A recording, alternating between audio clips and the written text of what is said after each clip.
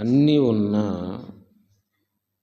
అసలుది లేనట్టుగా క్రైస్తవ జీవితానికి చాలా ప్రాముఖ్యమైనది ప్రేమ.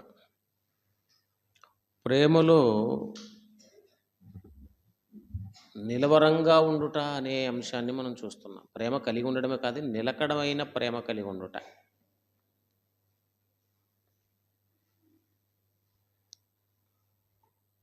ఎందుకంటే మనం నిలకడ తప్పిపోతుంటాం.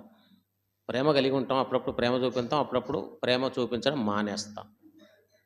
నిలకడ అనేది తగ్గిపోతుంది మనలో. అది సహజంగా మానవ నైజం. కానీ మనము ప్రాక్టీస్ చేసుకోవాలి నిలకడగా ఉండుట. చూడండి, ప్రభువును ఆయా సమయాల్లో ప్రభువును నమ్మడం, మళ్ళీ నమ్మకపోవడం, లేకపోతే వెంబడించడం మానేయడం, ఆరాధించడం మానేయడం, మందిరానికి రావడం మానేయడం, ఇలా నిలకడలేని బ్రతుకులు కొందరి ఉంటాయి. కానీ దేవుని బిడ్డలు నిలకడగా ప్రభువును వెంబడించుట, నిలకడగా నమ్మకములో నిలబడి ఉండుట, నిలకడగా ప్రేమలో కూడా నిలబడి ఉండుట, ఇది సహోదర ప్రేమ.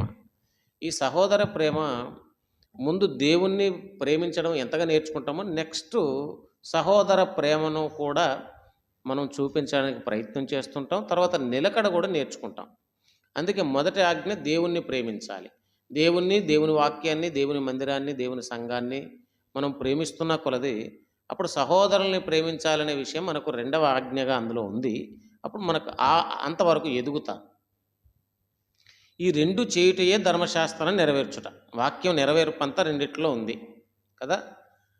ఒకడు దేవుని వాక్య సారాంశం అంతటిని నెరవేర్చాలి, వాక్యాన్ని నెరవేర్చాలి అనుకుంటే ఈ రెండు పనులు చేస్తే చాలు. ఒకటి దేవుని ప్రేమించు, రెండవది నీ పొరుగువాన్ని లేక నీ సహోదరుణ్ణి ప్రేమించు.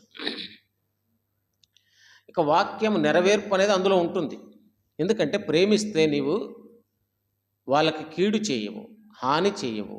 ప్రేమిస్తే వారికి నీవు వారి చెడును కోరుకోవు, వారి కుటుంబం పాడవ్వాలని ఆశించవు. ప్రేమించినప్పుడు వారు బాగుండాలనే కోరుకుంటావు, ప్రార్థిస్తావు. ప్రేమ త్యాగంతో నిండింది. ప్రేమ అనేది ఇచ్చివేసుకునేది. ప్రేమ అనేది స్వార్థము లేనిది. ప్రేమ అనేది అహంకారము లేనిది. ప్రేమ అనేది ఇతరులను ఉన్నతంగా చూచేది కదా. ప్రేమ, దేవుడు ప్రేమ స్వరూపి. ఏం చేశాడు ఆయన? తన కుమారుణ్ణే మనకి ఇచ్చారు.